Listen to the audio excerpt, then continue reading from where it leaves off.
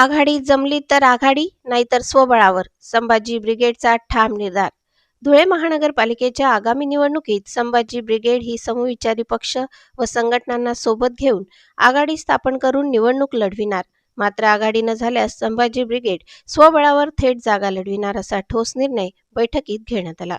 प्रदेश पक्ष नेतृत्व व धुळे जिल्हा नेतृत्वाच्या संयुक्त भूमिकेतून हा निर्णय घेण्यात आल्याने शहरातील राजकीय वातावरणात नव्या चर्चेला सुरुवात झाली आहे.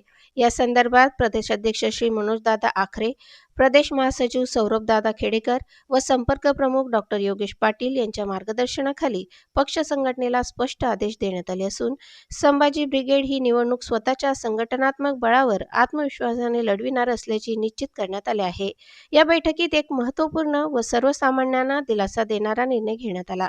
आपल्याला प्रचार करताना जी भीती वापरायची, हाऊस टू हाऊस एकही घर आपल्याला सुटलं गेलं पाहिजे. आणि पहिला आपल्याला सुरुवात कशी करायची, आपल्याला जास्तीत जास्त संख्या घेऊन, म्हणजे मराठा सेवा संघाचे काही जिल्हापरीचे काही शक्ती पदाधिकारी घेऊन त्यांना गोळा करून दत्त मंदिर चौकामध्ये बरं का, दत्त मंदिरामध्ये नारळ वाढवायचा त्या ठिकाणी आपली पहिला बरं का प्रचाराचा. म्हणजे तो नारळ वाढवल्यानंतर आपला प्रचार, म्हणजे धुळे शहरातला प्रचार आपला चालू असं आपण तिकडे करायचं आपण त्या ठिकाणी. आणि त्या प्रचारामध्ये आपण सुरुवात झाल्यानंतर मग आपण नंतर आपली उमेदवारी आपण दाखल करू. उमेदवाराला आपले संपर्क प्रमुख राहतील आपल्या त्या कार्यक्रमाला, सगळे राहतील. त्या कार्यक्रमातून आपण तो मेसेज आपण पुढे पुढे जाईल तो मेसेज हे आपण नियोजन करू. आणि आता सुरुवातीला महेश सर, आपल्याला नियोजन करताना आपल्याला काय करायचे की आता डिक्लेअर करताना आपल्याला डिक्लेअर हेच करायचे की ज्यांना इच्छुक आहे असेल उमेदवार बरं का, त्यांनी संभाजीकडे इच्छुक उमेदवार त्यांनी अर्ज भरावा, फॉर्म भरावा. त्यांना नाममात्र फी काही राहणार नाही, फी काही राहणार त्या फॉर्मची. ती फक्त तुमची माहिती द्या आम्हाला. पक्षवाले काय करतात, इतर पक्षवाले पैसे घेतात, 5,000, 2,000, 3,000 फॉर्मचे पैसे घेतात पक्षवाले. ते आपण न करता आपण विनाशुल्क आपण फॉर्म देणार आहे. आपण संभाजी ब्रिगेडचे कार्यकर्ते असो अथवा आणि प्रभागातले नागरिक सगळे चालतील. वीस जागा लढू आपण.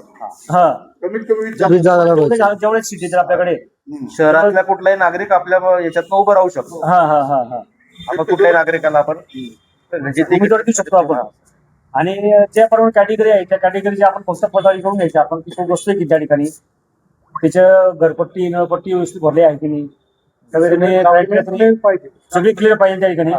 मग त्याला 30 तारखेपर्यंत 2 तारखेपर्यंत फॉर्म भरायची मुदत नाही, सॉरी 30 तारखेपर्यंत फॉर्म भरायची मुदत आहे. त्यांनी 25 तारखे 25 ते 26 तारखेपर्यंत सगळं आपण आपल्याकडे जमा झालेली पाहिजे आपल्याकडे तुमची. आपले जे समविचारी पक्ष आहेत हा, त्यांच्यासोबत पण आपली आता चर्चा चालू आहे. हो हो बरोबर आहे. हो. मग आपण युती आघाडी याच्या सोबत जाणार आहे, ती कसं करायचं आपल्याला? नाही, आपल्याला आता इथं आघाडी आपण जाणार आहे. आपण त्याच्याशी आपली पहिला राऊंड झालेला त्याच्याशी आपल्याला राष्ट्रवादी आणि उभाटा असेल ती आपली चर्चा झालेली. त्याच आपले संपर्क पूर्ण वेळ सध्या आपले. पण आता पुढचं जी दिशा आहे आपली, त्यांनी त्यांच्या मिटिंगमध्ये आपल्याला बोलवणं आणि आपण जी त्यांच्याशी चर्चा करणं, ती पुढची चर्चा आपली चालू आहे. त्यांच्याशी नाही झाली तर आपल्याला एकला चलवणे आपला नाराज आहे आपला स्वतःचा.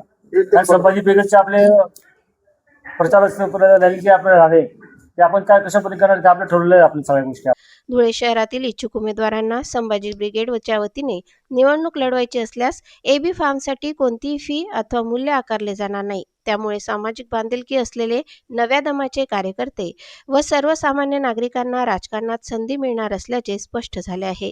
ही महत्त्वपूर्ण बैठक रविवार दिनांक 20 डिसेंबर 2025 रोजी देवपूर येथील संभाजी ब्रिगेड संपर्क कार्यालयात संपन्न झाली. आगामी धुळे महानगरपालिकेचे निवडणूक जिल्हाध्यक्ष शिवश्री हेमंत भडक यांच्या नेतृत्वाखाली लढविण्यात येईल असेही बैठकीत ठरविण्यात आले. समविचारी काही पक्षांची आघाडी संदर्भात चर्चा झाल्याचे या बैठकीत सांगण्यात आले.